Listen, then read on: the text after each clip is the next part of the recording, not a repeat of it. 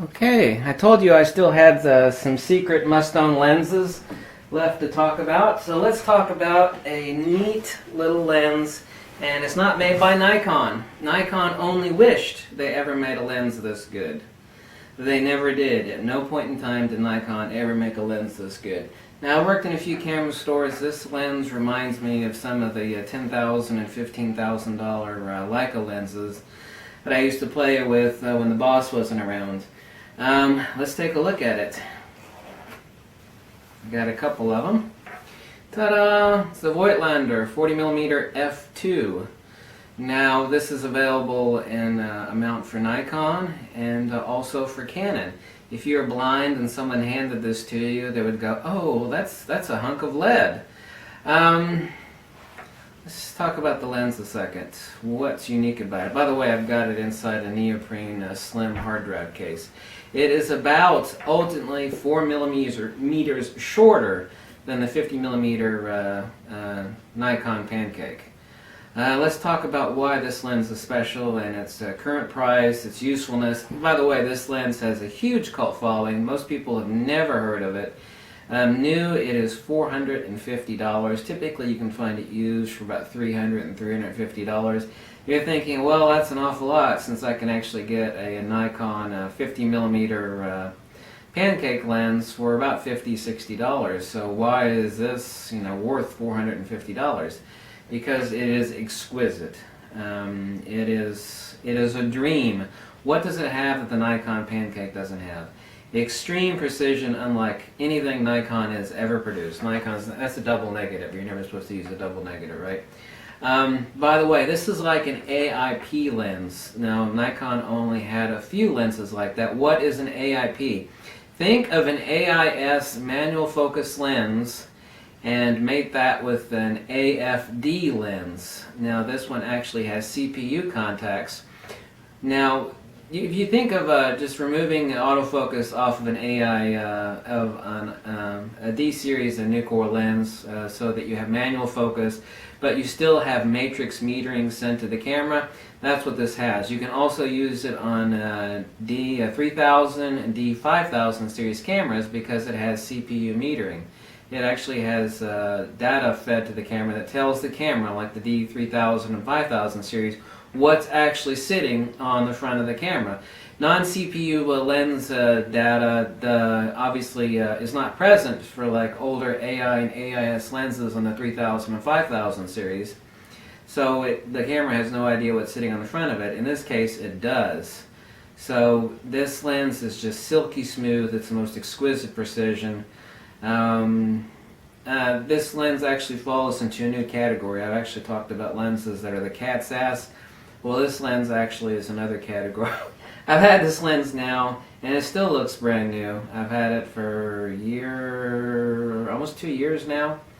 I'd played with them before, and I don't know why I held off on getting it. I'm actually worried about the company going out of business. They've been around. Actually, the Japanese conglomerate that bought this name, it's made in Japan. The company itself has been around since 1756, earlier than Leica. However, the original company went kaput, and so this Japanese firm bought the name. So it's obviously not original Voigtlander. But the precision machining on this thing and the silky smooth manual focus, it's absolutely exquisite. Nikon has never made anything like this. I mean, this is reminiscent of many of the $10,000 and $15,000 Leica lenses that I used to play with. I would actually classify this one not as a cat's ass lens, but as a new category. I'm going to call it the tits. Let me see. Yeah, versus the Nikon Pancake lens, this lens is 5.9 ounces. The Voigtlander, this is the 40mm. Now they make a 58mm and they make a 20mm 3.5. This is a 40mm f2. This one is 7.3 ounces. So even though it's 4mm shorter than the 50mm Pancake, it's actually almost an ounce and a half heavier. And it is 4mm shorter. Now it looks the same, but this is actually the lens hood. It comes with a little, oh, here we go. This is also very precision. It's a close-up ring which mounts on the lens hood. I'll let you take a look at the lens hood here, and let you get see what is 15 inches minimum, and with the macro lens attachment let you get into 10 inches roughly. Yeah, 10 inches versus 15 inches. Let me remove the lens hood. You can see it's not like a traditional lens hood, which is flared outwards. This one's flared inwards. So since it's such a short lens, if you actually had your hand in front of here, I mean, it'd keep you from letting your fingers drop in and touch the front element. So you can see with that removed and focused in an infinity how insanely short this lens is. The reason I own two of them is that the company is extremely tiny. There's no indication that they're going to go out of business. B&H sells this and a few other places. It has an insanely huge cult following. This lens is more fun than a kiddie pool full of baby oil and naked people. It's a 9-bladed aperture, and everything about this just screams exquisite precision, better than any current production Leica lens. This is better exquisite production. You actually have to go back 15-20 years to an insanely expensive Leica lens to actually find this sort of precision. It's absolutely exquisite. The serial number is laser etched on the back of the F mount. Like I said, is 9-bladed aperture. 6 elements in 5 groups. Front element is aspherical. Let me see, I can put the lens hood right here. What else do I want to say? Yeah, heavy as lead. 52 millimeter front filter attachment. Not that you want to put a filter on it. The cute little lens cap for it is 39 millimeters, just like a Leica. And of course you have the screw-in macro attachment lens, which is actually exquisite. However, it is not AR coated, but it is a really exquisite lens, and it's pinnacle precision. Unlike anything else that you've got as far as a screw-on macro filter attachment, which is cheap Chinese junk, this is a true exquisite Japanese perfection. Yeah, I'll include some test shots. I'll make another video directly after this one showing you a close-up of the lens. But this lens is actually hard to mount, and the reason it's hard to mount is because the precision on it's so high. It just fits so fine to any Nikon camera that you got, unless you've got a loose lens mount on your camera. This mounts tighter than any Nikon Nikkor lens that you've got. It is an absolute pleasure. Like I said, this is exactly like a Nikkor AIP lens, which is a transitional lens between autofocus and AFD. So you can use it on D3000 and D5000 series cameras. So you have full matrix metering. You can use it in program mode, aperture priority, shutter priority, and obviously manual, of course. And so unlike a traditional old AIS lens like this, where you cannot matrix meter with any of the Nikons, nor can you any non-CPU lens data sent, since there are no CPU contacts. There's no non-CPU lens data capability for entering on a D3000 or 5000 series Nikon. You actually can do that with the Voigtlander. Now this is a 40 millimeter. Talk about something really quick. Why is this the perfect lens? It's exquisite for both FX and DX. Actually, the human eye, what we consider to be a normal lens for 50 millimeter, actually is a hair on the side of telephoto. On an FX, on a full frame camera, 40 millimeters is more precise to what humans are normally used to seeing. It's a lot closer.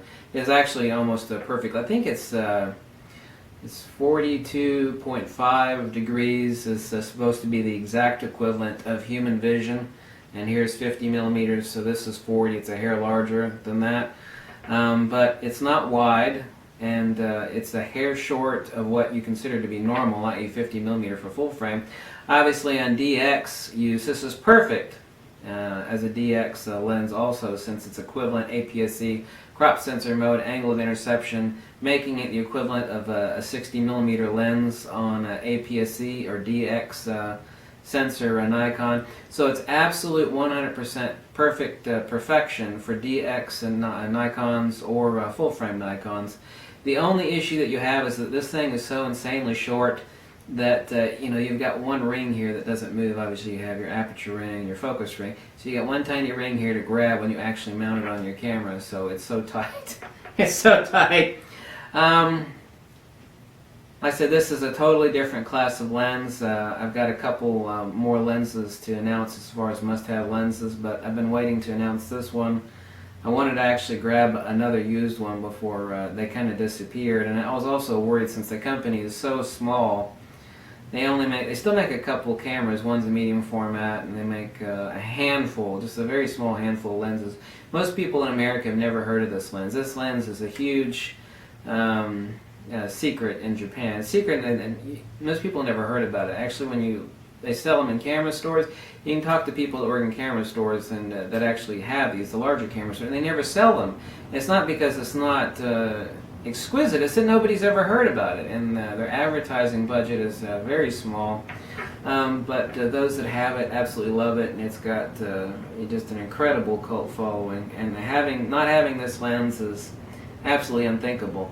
And anything short of 50 millimeters, it's actually hard to find any good bokeh on, which I don't really care that much about bokeh. But due to the high precision 9-bladed aperture on this particular lens, the bokeh on it is actually exquisite, considering the focal length. When you start getting in shorter focal lengths, 50 and shorter, you have an issue with finding anything with decent bokeh. The saturation and the rendition are exquisite. It's impossible to praise any lens higher than this. Nikon never, at no point in time, ever made anything this good. I mean, I wish they did, but they didn't. They never have. Doesn't matter if you go back 20 years or 30 years, Nikon never did it like this. And if you think $450 is high, it's not, because this precision, this silky smooth manual focus lens is absolutely a dream and so much fun. It kind of gets back to the core fundamentals of what photography should be, like a really nice DSLR with this little tiny SOB on the front of it, this little tiny bastard on the front of your camera. So much fun. And like I said, if you get a D3000 or 5000 series, you can certainly use it, since it has CPU contacts for matrix metering, and obviously will be telling your camera what is mounted on the front of it. So the only difference between this and a current lens is that you've removed the factor of being able to autofocus. But people need to slow the hell down anyway and manual focus and think more about composition and what it is they're shooting. I can't praise this lens any higher. On a scale of 1 to 10, the Voigtlander 40mm f2 rates a 11 out of 10. So I can't call it the cat's ass lens. It actually rates higher than that. I'd have to call it the tits. So take a look at the next video for a close-up look at the lens and its construction. And thanks for watching. Okay.